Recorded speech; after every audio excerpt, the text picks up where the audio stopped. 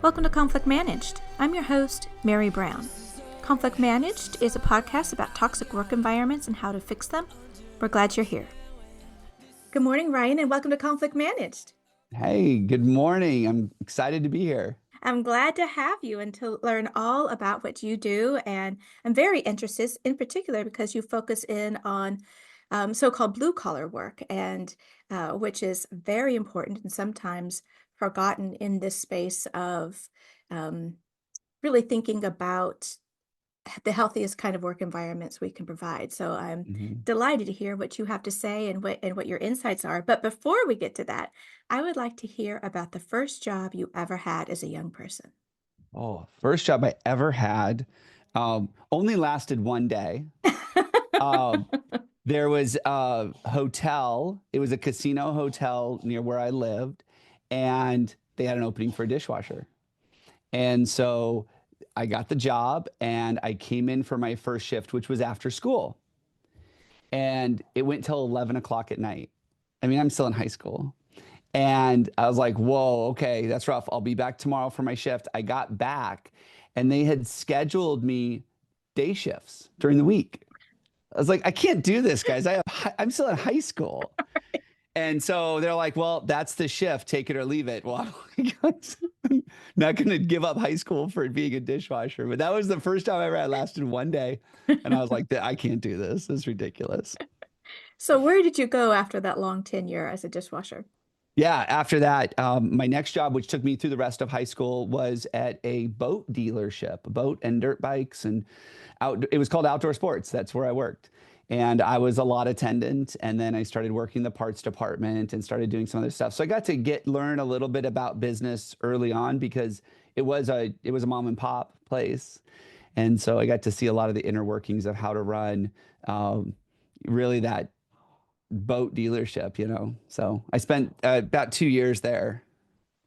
What was that management like?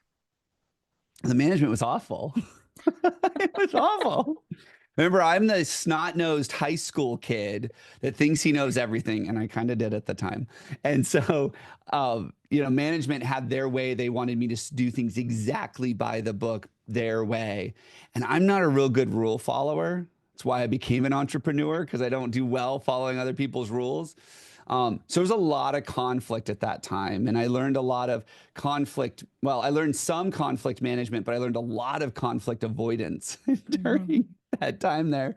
And then right after that, I went away to college and then got into IT, and so I did computer stuff for now almost 20 years. And what drew you to IT? I loved computers. I got my first computer. I think I was 8. And it was back in the days when you just had a black and green screen and you had to put floppy disks in. Uh, and so I just always liked computers and I liked working with them, anything technology based. So I did that for quite a while. Uh, and that was a lot better because it was you're working with computer people. And if you know any of them, they're not very good communicators. You just kind of all sit in your own cube doing your own thing, ignoring everybody else. So it was a lot better. But yeah, so that's what I did for a while until I got out of college. And so you did that for 20 years and you transitioned. Did you go right into starting your own business or what was I that went into banking transition? for a little bit. And then that didn't, as fast as I could get out of that, I got out of banking. And then I started my own business. Yeah. So I've been doing that for 14 years now. Had you always wanted to be an entrepreneur, or did that come about through a different route? I didn't. It took me a while to figure out why I wanted to become an entrepreneur. My dad was an entrepreneur. He was an owner operator, and I got to see him work these crazy hours. I was like, I don't want that. That's insane. And of course, blue collar guy. And so I went to college and thought I'll get a degree and I'll go the corporate route. And then I found out I'm not good in corporate. Uh, and so I was like, well, what should I do? And I was really into marketing, really into human behavior, understanding that and studying that. And I thought I'll start a marketing company and I'll help people like my dad, these small business owners, blue collar, that are struggling to really get what they want from their business. And At the time, I thought that it was a revenue issue. He didn't know how to get business. He didn't know how to get more business because people had always told me cash solves a lot of problems in business. And so I'm like, well, they just need more cash. So I did that for a couple of years, uh, doing the marketing thing. And a bunch of clients, it's almost like they powwowed and got together and said, hey, let's just all quit at the same time. In like a 60-day period, I lost a whole bunch of clients. Mm. And it wasn't anything we were doing wrong. In fact, it's quite the opposite. We were really good at generating leads for them. The problem was they couldn't get to the leads because they didn't have enough technicians. Mm. And so when I dug in and said, what's going on? I found that a lot of our clients just needed help with hiring and recruiting and onboarding and keeping people. And so I went to one of my clients and I said, hey, give me one more month and let me do this instead. It's just marketing. Recruiting's marketing. I mean, that's how I looked at it. Mhm. And it worked really well. Took a couple years for me to figure out kind of the nuances of it and what our process should look like, but I really enjoyed it. Enjoyed the people side a lot more than the lead gen side. And so that's what I've been doing for the last 10 years. When you think about not just recruiting, but obviously we want to recruit and then retain, and Mhm. the onboarding process, what do you see people get right about that and people don't? Well, I see a lot more don't get right than I see do get right. Uh, I think so. I use this analogy in the work that we do when it comes to onboarding.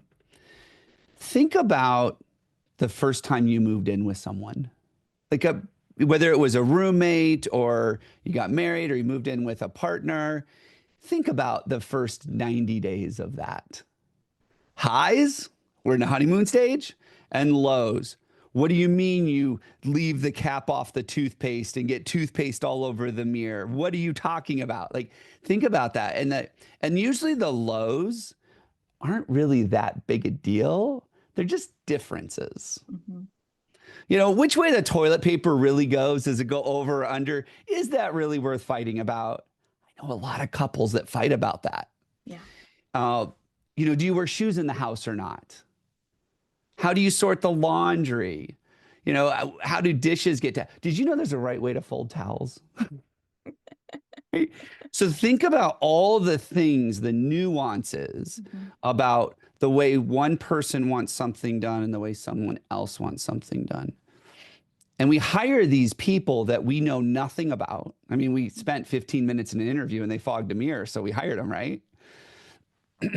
We spend 15 minutes with these people, we hire them, we know nothing about them. And then we say, hey, I want you to forget your entire lifetime of doing it one way, and I want you to do it my way. Mhm. And it creates conflict. Yeah. And usually what I see is the new employee doesn't want to say anything because they don't want their boss to think they made the wrong hiring decision. They Mhm. don't want to say anything because they're like, I need this job. I have rent due. So they don't say anything. And then they just go with the flow, resisting the whole time secretly. And then 6 weeks later, they quit. And we're like, what the heck happened?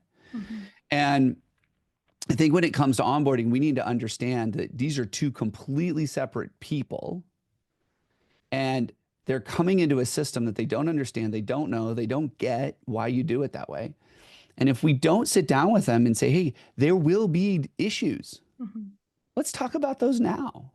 Let's get those out of the way.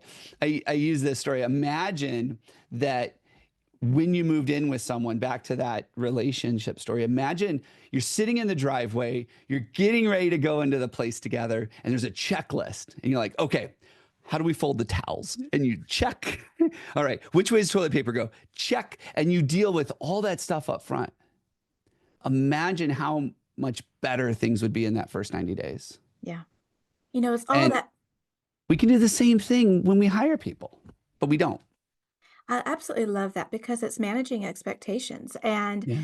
a lot of those things that you mentioned, we put in the petty category, but it really isn't. It's the stuff of our everyday life. And some people really do care about the way that you fold a towel, or they really do care. And so instead of getting upset, having those conversations, talking about, well, what are we doing here? And maybe why are we doing it this way here?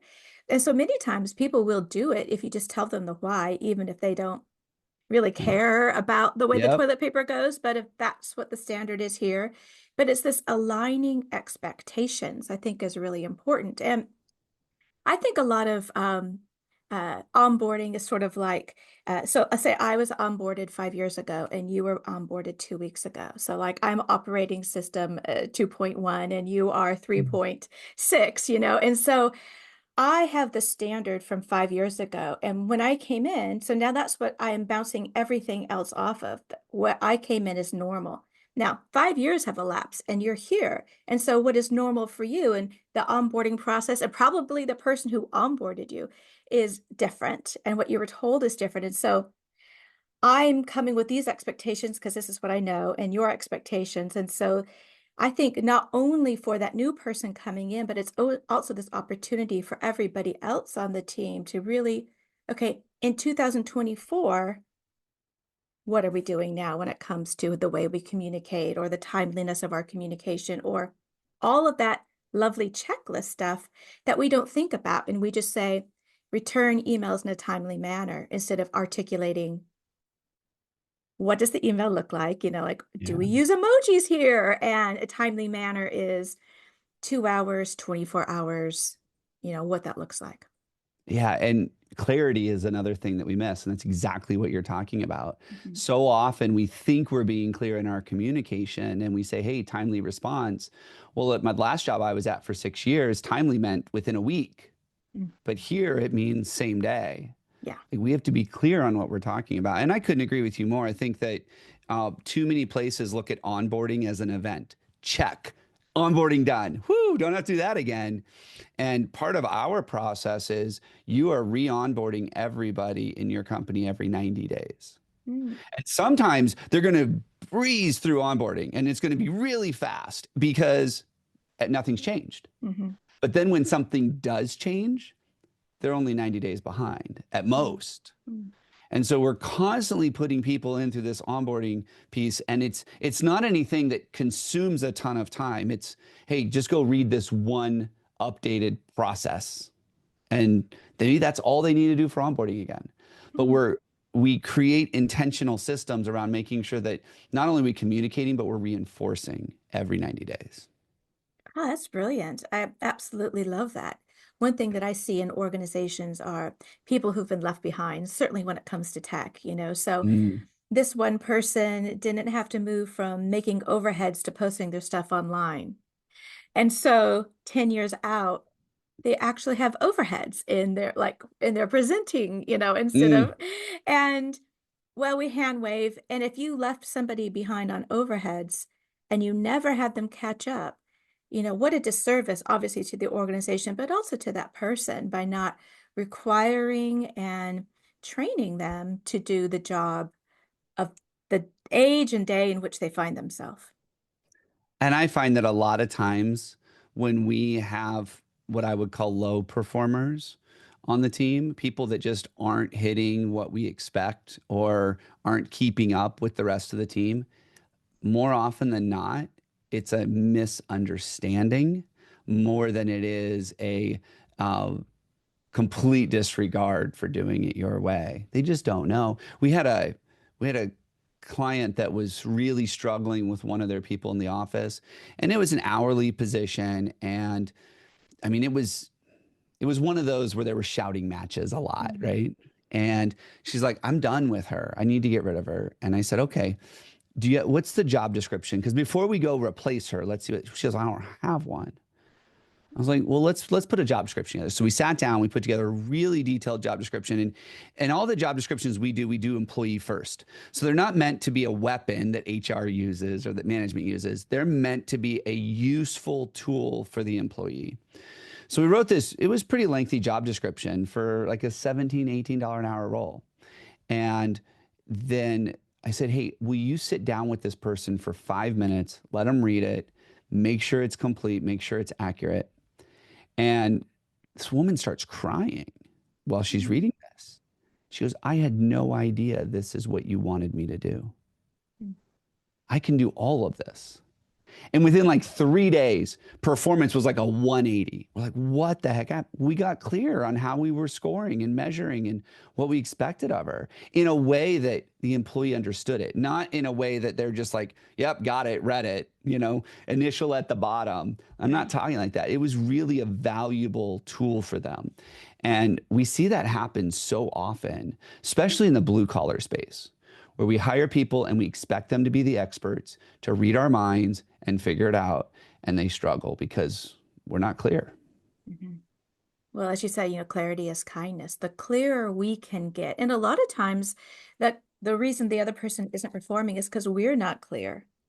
Mm, We know a good job when we see it, but if the boss or whoever's leading the team can't articulate it, then they're not going to be able to communicate it and tell us like no, no, no, yes. And so yeah. now everybody else is just mind reading. And my experience is that that is so I've spent most of my life in universities, and the whole mind reading, it doesn't seem to be just a one-way street. Mm. It's in all professional corners that I've worked in or worked with is this lack of clarity, lack of what good looks like, um, lack of autonomy, lack of direction. And so then we have this misalignment, and then everyone's frustrated. Yeah. And in the work that we do and the clients we work with, we found that almost always the reason that we have this lack of clarity is because when we make the decision to hire or promote or even terminate someone, it's usually done reactively. Mm. We have no time to plan for it. A key employee left, we got to replace them yesterday. Take whatever we got and put it out there. We know better, but we're just so desperate to refill the position that we don't take the time to do it. So one of the things that we encourage is during the downtime, pick a role in your company that you know you'll have to fill for again and document the whole thing. And I'm not talking about how to do the work. I'm talking about who are the right people? Where do you find them? How do you promote the position? What's your job description look like? What interview questions or processes do you want to occur? What does onboarding look like? How do you make offers with this person? And then now that they're onboarded, how do you keep them engaged in that role? Because it's unique to every role. And if you sat down and documented that, we call that the role package. If you just sat down and figured that out, the next time you had to go pull that off the shelf, you're ready to go. Mhm. You're not sitting there going, I know better. I know I shouldn't post this job again because it's the same ad that's gotten me the same 6 people that didn't work out. Like we know better when you have that downtime. And there's people listening like, yeah, when's that going to happen? Trust me, there is downtime. It's when you say, hey, let's go check out that new software platform that we've been eyeballing. Well, maybe that's not the most important thing. Maybe you need to focus on your people a little bit more. Yeah, and you can also, bring the people in. So if you've got someone who's doing a great job, if we had to replace that person because they moved or they became ill or something happened, have them write their job description, have them, be engaged. And so not that we want to replace you, but if something were to happen. And that's when I think a lot about when it comes to conflict. The time to really develop your conflict competencies is in the downtime when there isn't a problem on your team, because Yeah. then you can practice that goodwill and you can practice and habituate what is the work culture of civility and collegiality here. How are we really acting as a community so that we have this baseline? And if somebody comes in and isn't acting according to those standards, it's clear right away. And obviously, as you know, when we don't pick these things out off or early, then they can fester and it can cause really real problems. But if we practice and align when things in the good times, then we're more likely to keep that stability and healthy work environment rather than recovering from toxicity or broken trust and all these things that just take a lot more time to deal with. Yeah, it's so interesting that you talk about practicing during the downtime. I think they need to be practicing all the time. Yeah. But I'll never forget one of our first big clients, their controller left. Quite, I wouldn't say it was spectacularly, but quite abruptly. Mm. Right?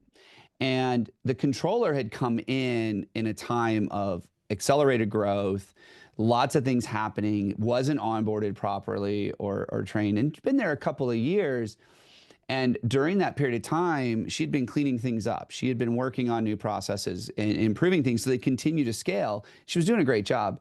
And all she ever wanted from the owner was a thank you, a sincere thank you for taking on that or being ahead of that problem or dealing with that. All she wanted, and she'd tell him all the time, she's like, I just wanted some appreciation.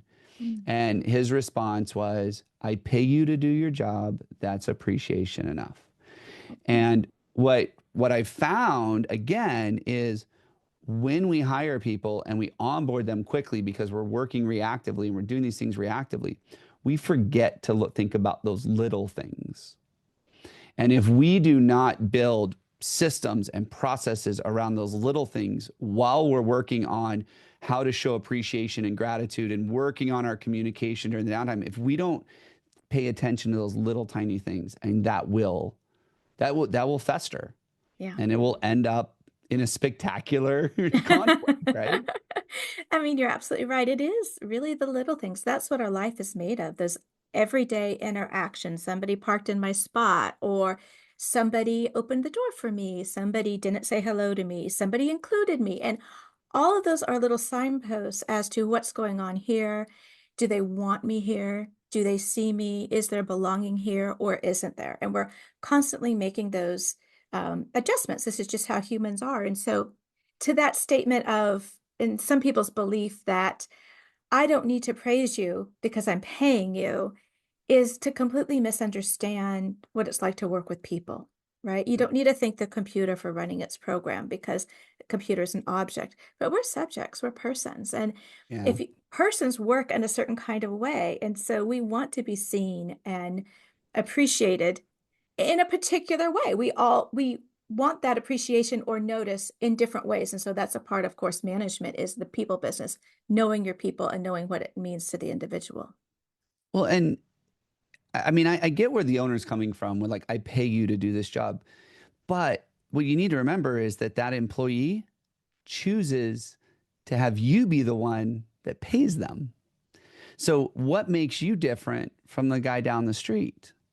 And that is the gratitude and the thank you and the praise and those kinds of things. That's what the differentiator is. I ask people all the time, I ask a lot of field managers and supervisors, I say, hey, what makes a good employee, a good field employee? And you know what they never say? They never tell me, oh, they operate the equipment correctly or they know how to fix this one problem. You know what they tell me? They tell me things like they show up on time. Mhm. They respect their supervisor. They are there to support the rest of the team. None of none of these things have to do with the work. It has to do with human behavior. Yeah. That's what we define as a great employee. Well, guess what? That's what employees define as a great leader. That's really Always. nice. It's really true. It's not perfectionism. It's not that this person is flawless. It's that this person, a lot of it is always in our interactions. How do I feel when I leave that interaction? Right? Because we're persons. And I think that all of us, everyday workers and owners and bosses, if we fail to neglect what is the human condition, then we're gonna miss the mark and we're gonna be focusing on the wrong kinds of things. Do we want people to operate properly? Yes, of course. But if somebody is showing up and they're eager and they're willing, then those are teachable skills for the Yeah. most part, depending on what it might be, and we can allow for mistakes. I was at this event a few months ago, and they said that they had he worked at a mining organization, and they had a goal of zero accidents. And he Mm. said, guess what? We had zero accidents Wow. reported. And once they put in, yeah, of course we don't want any accidents, but realizing it's going to happen, reporting started to happen, and there were less accidents. Mhm. But when you put in what it's really like to work with other humans and realizing that there will be, but we want people to report mistakes and we want people to so that everything can be better and safer and work. Yeah, we can't improve. We can't get better by looking at the things that we did right. Mm. So if we don't have that negative come through, whether that's the report or the conversation or the feedback, if we don't have something that we can improve on because we always did it right, or we thought we always did it right because no one reported accidents, it we can't get better Mhm. because it's one of those things where we start making these little judgment calls, and then it's the bigger one, and then it's like, well, where do we draw the line? So today someone dropped something on their toe. Well, we're not going to report that because it's not a big deal. He threw some ice on it, he's good. Well, then tomorrow it's someone's finger got crushed. Well, we're not going to worry about that because he didn't have to go, it didn't break, like it just split the skin, and so we're not going to worry about that. And then the next day it's something bigger and bigger and bigger, and then all of a sudden someone dies on the job site, and we're like, how could this have happened? Yeah. Well, it's because we pushed for zero recordables, which a lot of our clients push for. And so what they hear is, I get in trouble if I report. Mhm. And that's not what we're saying. We're saying we want everybody to pay attention to everybody else and make sure everybody goes home with 10 fingers and 10 toes, like in the same condition they showed up. That's what we want. But when we make a mistake, we need to report it, because then we can look and go, okay, how did that mistake happen? Now we can do better. And Yeah. part of that just goes back to the human condition. We're all imperfect beings. None of us Mhm. are perfect. None of us are going to get it right every time. Accidents will happen. But it's our job to watch out for our fellow team member and say, hey, what you're doing isn't safe. Let me help you. But if our focus is just no reported incidents, I'm just going to turn away because I don't want to report it. Right. It's the same that I see with conflict. People will say, I have no conflict here. I'm like, oh, I talked to somebody else. And first of all, you're a human person, so I know that's not true. Yeah. But when we don't deal with the little things, then it escalates. It almost never is that nothing happened and all of a sudden somebody's yelling in a meeting, right? Yes. I mean, or somebody just stands up and says, I'm out. I can't take it anymore. Like Yeah. just at that moment, no. When most people quit because not all the time, but because it's interpersonal issues with colleagues or bosses, right? Yep. And as that builds up over time, then people just like, I can't take this. My mental or physical health or both are suffering. Yep. So if we can train people to notice the everyday, and this is not about being petty, but really to notice and then empower them to have conversations. So, with the physical, my foot, this dropped on my foot. So what was going on? Or my finger was crushed. So what was going on? And addressing it so that it doesn't escalate to the Yeah. harm. And the harm in workplaces can be death because of what happens in some really toxic work environments, either because the physical environment or the person is so crushed by what is going on. Well, and I don't want to go down this path, but in construction, it's the suicide rate in the construction industry is 5 times the national average. Wow. And there's a whole bunch of reasons for that. But one of them is we're too busy to pay attention to the person working right next to us. And I mean, there's a lot. I mean, there's entire groups working on that problem because the suicide rate is just so high. And a lot of that comes down to what you're talking about. It's the little things that build up over time and create that toxicity. We had a client, they had hired this new gal for the office. It was a senior level role. She lasted about 6 months. And then the performance was so bad that they had to let her go. But the performance was bad because of the conflict. Mhm. And I'll never forget, it was day 3. And I'm talking to her. It's her 3rd day of work. And I mean, she's still in the honeymoon phase. Mhm. And she is livid Mhm. because she doesn't feel that anybody wants her there. Because on day 1, and this is what she told me, no one took the time out of the day to show her where the restroom was. Mhm. And that's what started it. Mhm. So today, you're not showing me the restroom. Tomorrow, you're not inviting me to that lunch. Then you're not inviting me to that meeting. Then. And all of a sudden, it's like, I can't take it anymore. I'm out. Mhm. Or in this case, she became volatile Mhm. and the performance tanked. Yeah. And they had to let her go. But I look at that journey, that 6-month journey, and I look back and I'm like, that was the beginning of it. No one took the time to show her where give her an office tour. Mhm. No one took the time. And I've been to the office, not that big an office, but it's big enough that you kind of look silly if you're looking walking around going, "Where's the restroom?" Like you're the new person, you shouldn't have to ask. Yeah. And it started with that. And then it was the next thing, and the next thing, the next thing, and then it snowballed to now we have this employee, we made a bad hire. And it's like, did you? Did Mm. you make a bad hire? Or did you just onboard incorrectly? And we have that conversation a lot. Mm.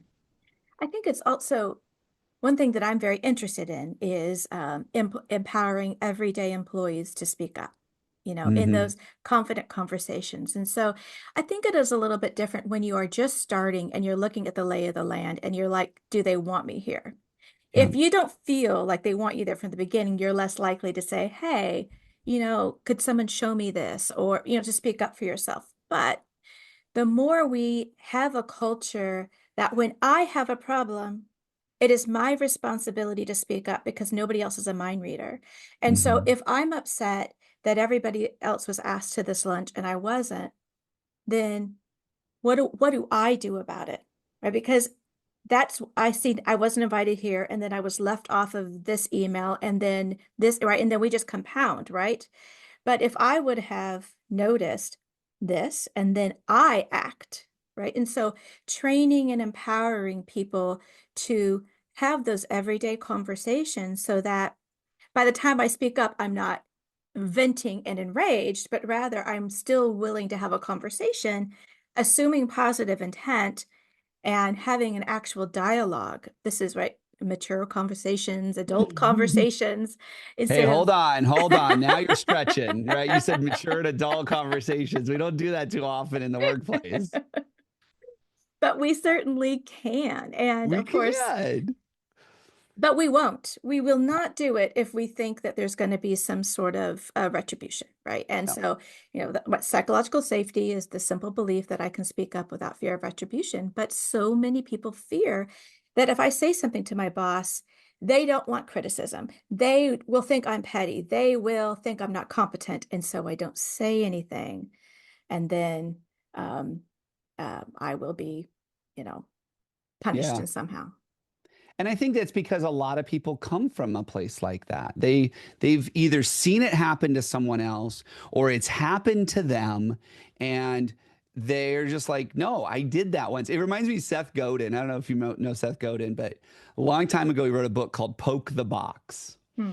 And in it, there's a little quick little story. He's like, yeah, we don't go outside the box because remember 10 years ago when Johnny went outside the box and brought this really crazy idea? Well, Johnny isn't here anymore. What does that tell you about thinking outside the box? He's like, so the story goes, so just go poke the box and then go, oh, that didn't hurt. It's okay to poke the box, but definitely don't go outside the box.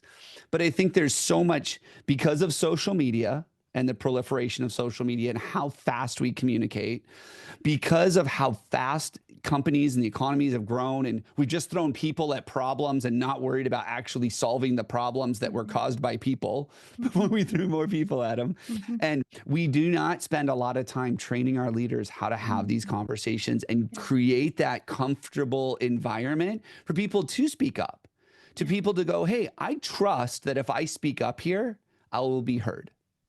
That's not normal.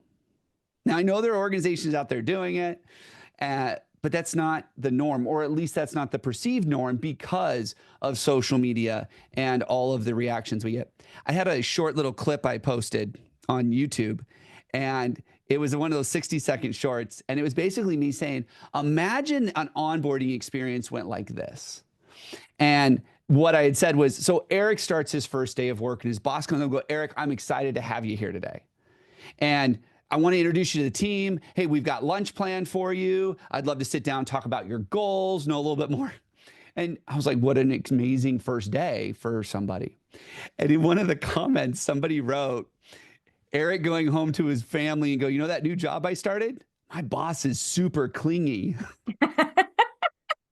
And but that's the thing, like that's the perception is that so many employees have never experienced that. It feels so foreign and weird to them. There must be some ulterior motive because why Mhm. would they actually care about me? That's right. And that's the thing is Crazy.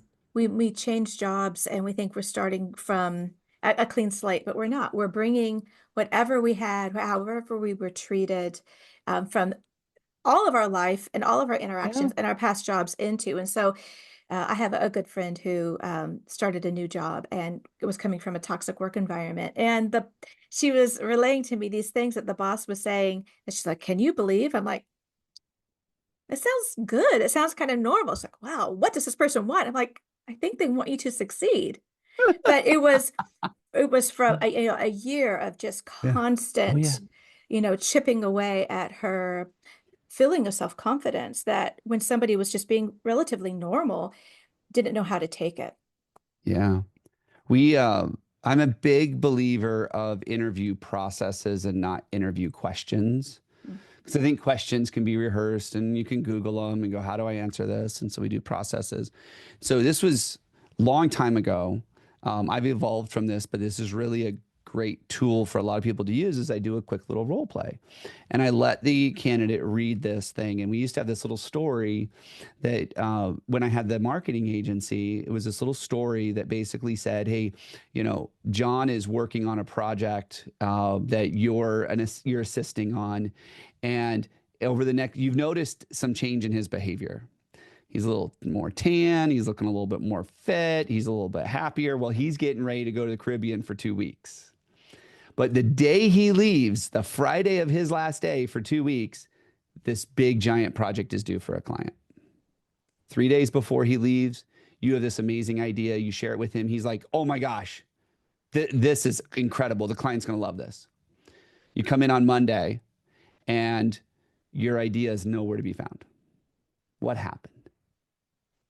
And the answer I never want to hear is, oh, he was too busy. He didn't care about my idea. He disregarded me.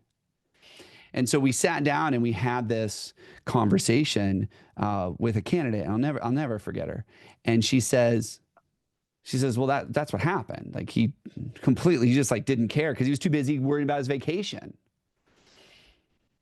And I said, is there any other option? She goes, no, that's it. And I said, why do you think that? She goes, well, let me tell you about my current job. Mm. We see people all the time with ideas. They share them with leadership, and leadership just poo-poos them and throws them away and says, yeah, it's a dumb idea. And they do it like publicly. Mm. She goes, so there's no way that John did that for any other reason than he just didn't care and he didn't like other people's ideas and he wanted all the credit. Mm.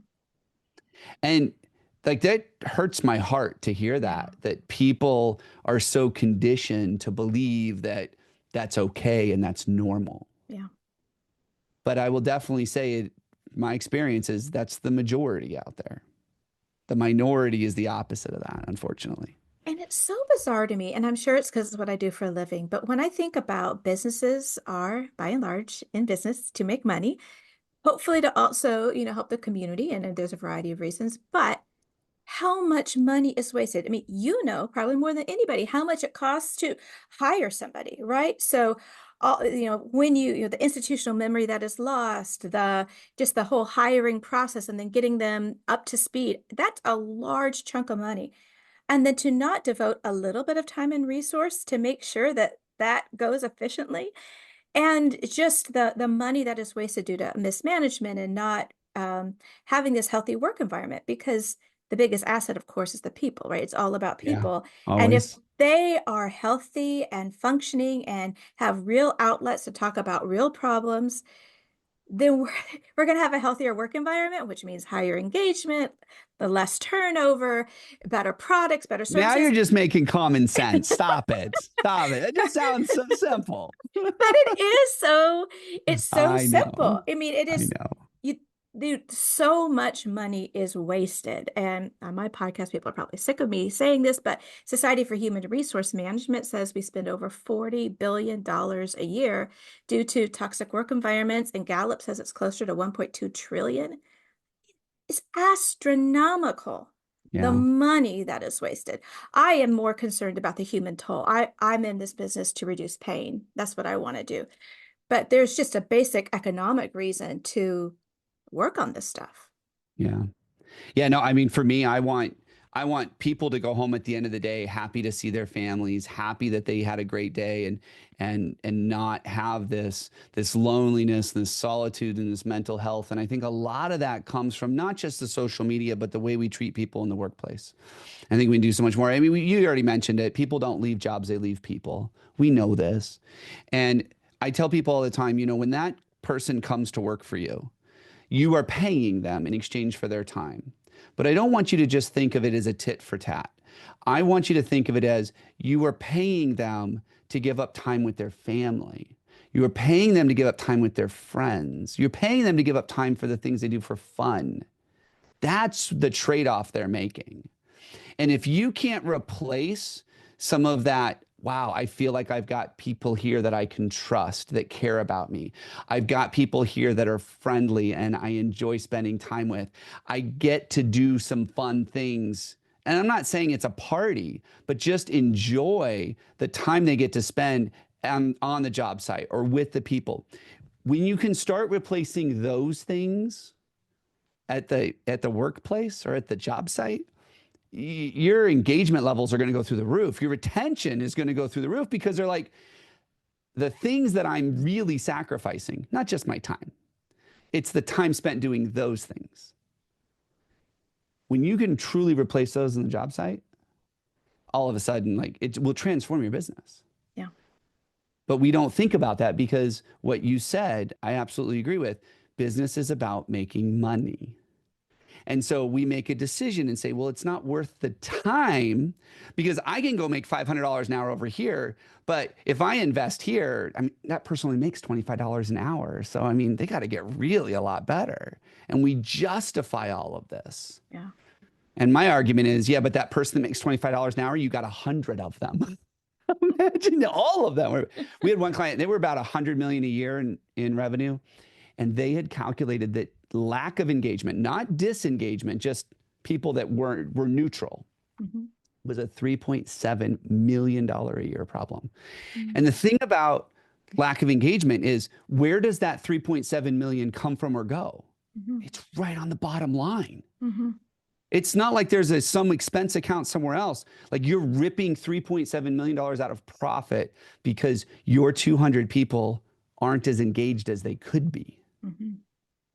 But then when you say, hey, maybe we should get your leaders some training on how to better engage people, and they're like, well, how much is that? Well, it's 100 grand. Whoa, whoa, whoa, whoa, whoa. That's way too much money. So it's like we have on one side, oh, it's about making money. But then on the other side, when we're like, well, let me show you how to make even more by investing in your people, they're like, oh, I can't do that. That's too much money. It's just crazy to me. It really is, because we make this distinction between hard skills and soft skills, right? And so Mhm. those hard, tangible, okay, I will pay for training for you to learn this new product. I will Yep. train, all that kind of stuff because it's something I can see.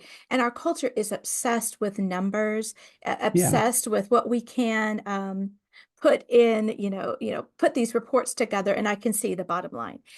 Except for the fact of the matter is we aren't bottom line, we are people. And we all know, as you said in the beginning, it's how does somebody feel around me? So the best employee is actually, it's this intangible, but we all know it, right? We all know it, what Yeah. it is. And if we spend money and time and intention on it, then it will, I mean, then when you think about recruitment, the best kind of recruitment is word of mouth, right?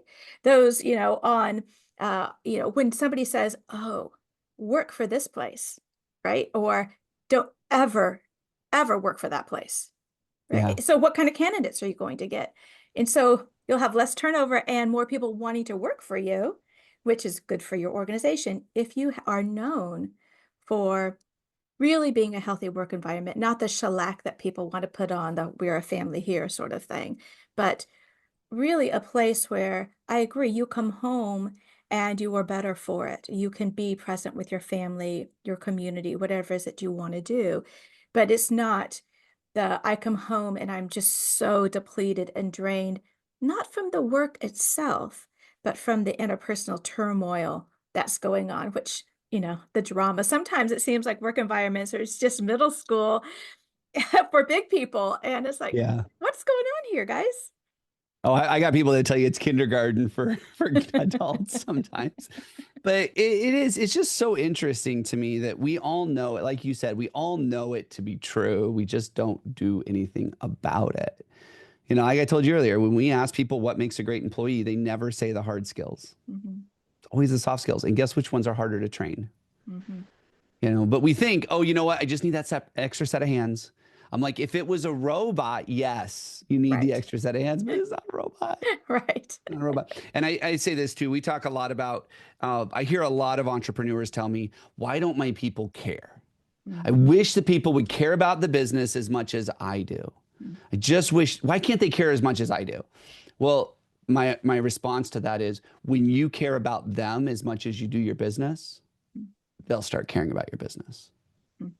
But if you don't realize that when you hire somebody, you get the whole package, Right. there is no leave it at the door. No. They're emotional human beings. If they had a fight with their teenager this morning, or they had a fight with their spouse on the way out the door, guess what's coming to work with them? Hmm. It's coming. There is no way to just turn it off. But if you don't care that they're having money problems or health problems or relationship problems, if you don't care they're struggling with their children, if you do not care about those things as much as you do your business, you have no right asking your people to care about your business as much as you do. Yeah.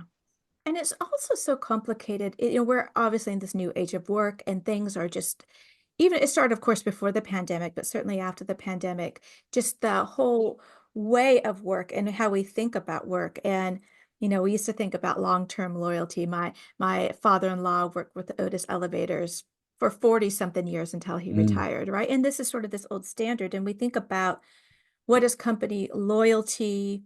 Who should I be loyal to? We think about the age of layoffs. And, it is complicated for the everyday person as they show up to work, you know, really even what's going on. What yeah. is this organization says one thing, but I know the next day I might be asked with my boss, with my manager, and then HR is on the line and I get a pink slip, so there's all of this uncertainty. And yet, even with that, we can make a community where we treat everybody as adults, we treat everybody as the professional that they are, and move forward in the nature of the business that we find ourselves in at this time. Yeah. But it doesn't happen by chance. It happens by intentional, sustained design. Oh, yeah. And We have to be intentional about it. We have to wake up every day and go, how can I do this? mhm, Because a lot of times we show up at work and what do? We let our inbox dictate our day. We let the voicemails dictate our day. One employee calls out and it ruins our day.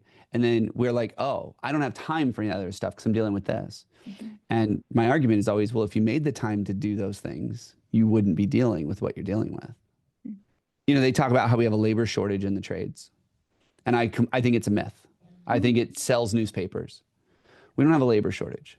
We have a labor crisis. I will give you that. We do have a labor crisis in the trades. But I've never met a company that said, I cannot hire people. And it was true. mhm, Because every company we go to, we say, how many employees did you have last year?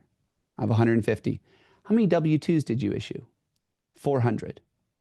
That doesn't sound like a hiring problem. mhm, That sounds like a retention problem. mhm, Now, you might be making bad hires, but there is no shortage in the trades. There are people that have said, I don't want to be treated like that anymore. And I'm going to go do something else that has the same wages. I can go work in a Target warehouse or an Amazon warehouse for the same amount of money a journeyman makes on some of these construction jobs. mhm.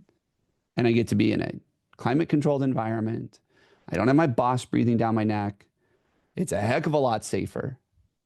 And I could probably get better benefits than a lot of these construction companies. And so if I have to make the trade-off for what's better for my family, yeah, I might want to work with my hands. I might want to be in the trades. I might enjoy being a tradesman. But if I'm going to be treated that way, Mhm. like at least when I go work at Amazon, I know what I'm getting into, right? Right. It's not going to be perfect, but the benefits are going to be a heck of a lot better. Right. And and that's the other thing we haven't done in the trades is we haven't kept up with wages. We have kept the wages. I mean, yeah, they've gone up, but when you look at the other industries that have grown up around the trades that pay just so much better for doing less dangerous, less skilled, less excruciating work. I mean, that's the other thing about being in the trades is you do have a shelf life. Hmm. Most people aren't in the field into their 60s and 70s Hmm. because it's backbreaking work. And so we have a crisis, but we don't have a shortage because we can hire the people. We just can't keep them. And everything we've talked about today is about keeping your people, Yeah. keeping them happy, keep them engaged, being intentional. And we miss that because we're too busy focused on the fire that I got to put out today. And if you take a step back and you go, well, what caused that fire? Hmm. Oh, it's because I wasn't intentional Hmm. about engaging with that employee. Yeah. I think so many times when I talk with people about conflict and they're just thinking about the conflicts they've got going on right now, what I want to empower them to do is, okay, if we end up dealing with the conflicts you've got right now, and they are probably out of control for these variety of reasons, if we start training and expecting and encouraging people to deal with their conflicts early, often, swiftly, and justly, then they're the little things. They aren't fires anymore. It's the thing that happened this week or last week instead of 2 years ago, 3 years ago that have now compounded. And Yeah. so many people do, just the tyranny of the moment, right? And so we don't take that longer view of seeing this fire is kind of my own making or partly of my own making, and I can step back and so in the future, I've doing something else so that I'm not constantly in this crisis mode. Yeah. So, Yeah. Ryan, can you tell us about a conflict that you have had and how you dealt with it? Any conflict? A conflict at work? Okay. All right. Conflicts at work. Well, I've had two business partners in the past. And the first one was my first business partner. We lasted about a year and a half. I'm not going to tell you about that one because that did not go well. But I learned a lot of things. And so the second business partner I had, we sat down. We had the conversations, we had all that stuff, but it still didn't work out. And so the conflict ended. I'll never forget this. He was getting ready to go on vacation. And he came into my office and said, "Hey, Bill wants to quit. He wants out of his contract." And I said, "Well, what are you doing about it?" He's like, "Dude, I'm going on vacation." I mean, he was this guy I was telling you about earlier. He's like, "I'm going on vacation." I told him you'd call him. So I had to deal with it. And he's gone for 2 weeks. So I get to talk to him. So you can imagine it's festering. It's festering. It's festering. And I was just like, what am I going to do? And he gets back to the office and he's just got this swagger about him. Like, because he was doing the same thing I was doing for 2 weeks. And we basically sat down in front of each other and I just said, man, I just got to be honest with you. I can't be in business with you anymore. And I know we've talked about this moment because that was one thing we did. We had the operating agreement. We had gone through like what happens when we break up. So we talked about that moment and we never thought it would happen. Like we Right. always Of do. course Like, not. why would we need Right. prenup? It's never going to happen. Right. Right. And we had talked about that moment and what it was going to be like. And we agreed that in that moment, we would just be open communicators. And so I just said, man, I can't be in business with you anymore. I'd like to offer you the business. Like, I'd like to just give it to you. I mean, we were in not a great place, but I was like, you don't even have to pay me. Just support me, into my transition in the next thing, but you can have it. And in that moment, he just starts laughing. And I mean, completely like, cut through all the tension because he's like, dude, I don't want this business either. You can have it. And I said, well, you know what I think it's worth because I was just about to give it to you. And he's like, well, I think it's worth a little bit more than that. I'm like, then you take it. And it just became this kind of humorous thing. And within a week, he was gone. And my attorney was like, what happened? I've never seen a business partner leave that fast. And I said, you know what? We just cut through it. We didn't play the games. It wasn't personal. It was like, here are the facts. And we just dealt with it. But we had also talked years earlier about what that was going to look like. So I can't say that that's a great example of dealing with conflict, but it was something where I set expectations because I Mhm. believe it. I think that's a wonderful example. First, that we can learn from when it goes wrong. As you said, sometimes we have that conversation. We say it said something 10 years ago, it went wrong, so we've never said anything since. But we actually can really learn from things that don't go well. So not I'll never do it again. What am I going to do next time? So the next time, the next one, you set those expectations when you think, of course it's not going to dissolve, or else why would you be going into business? But you set that up and then you did it. I mean, I think that's really a great example. Thank you. So, as we end this podcast, I'd like to ask this last question. When you look into the future of work, what do you think needs to happen so that not only is everyone treated with dignity and respect, but that people are encouraged to thrive and flourish? I think the big thing, and I work in the trades, so that's where my answer is going to come from. You know, there might be software development companies that are like, yeah, we already do that stuff. But in the trades, I will tell you the one thing that needs to happen is we need to start valuing our people as human beings and not just as laborers or journeymen or foremen. We need to say, hey, you know what? There's more to it than just they clock in at 7 o'clock and they leave at 4 and I get work done. It's like we need to really take a step back as leaders and say, okay, how do we really be of value to that person in the things that matter to them? Mm. And as we talked about earlier, when those fires keep getting started because we're not intentional about the fact that we hired the whole person, like they don't just leave their stuff at the door. Uh, if we don't get intentional about that, we're going to continue this problem. We're going to continue the labor crisis in the trades.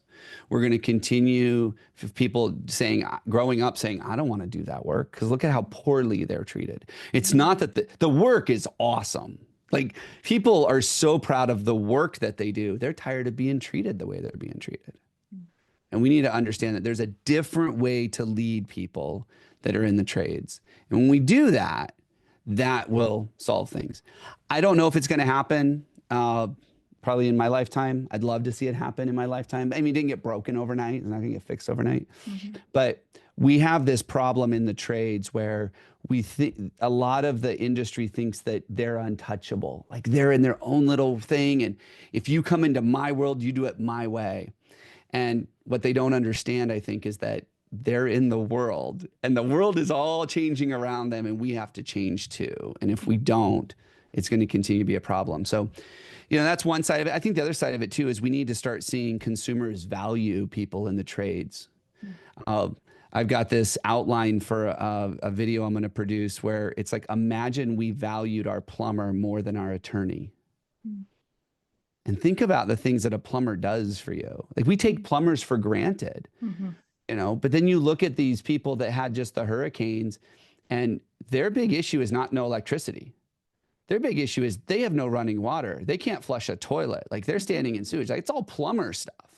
Mhm. So all of a sudden there's like this thing, oh wow, that's valuable work, but we normally take it for granted. Mhm. And I think we need to shift our perception and say, hey, you know, those people building this infrastructure, those Mhm. people taking care of servicing our offices and our homes, we need to value them as much as we value some of these professionals.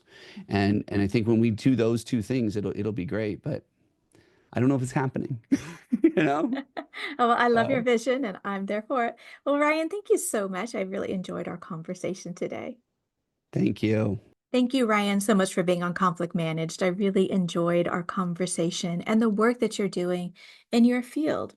Conflict Managed is produced by third party workplace conflict restoration services and hosted by me, Mary Brown. You can find us online at 3pconflictrestoration.com. If you haven't had a chance to check out my book, How to Be Unprofessional at Work Tips to Ensure Failure, it's 80 tips of what not to do and starts a conversation about what to do instead. Come back, we have new episodes every Tuesday. Our music is courtesy of Dove Pilot. And remember, conflict is normal and to be expected. Let's deal with it. Until next time, take care.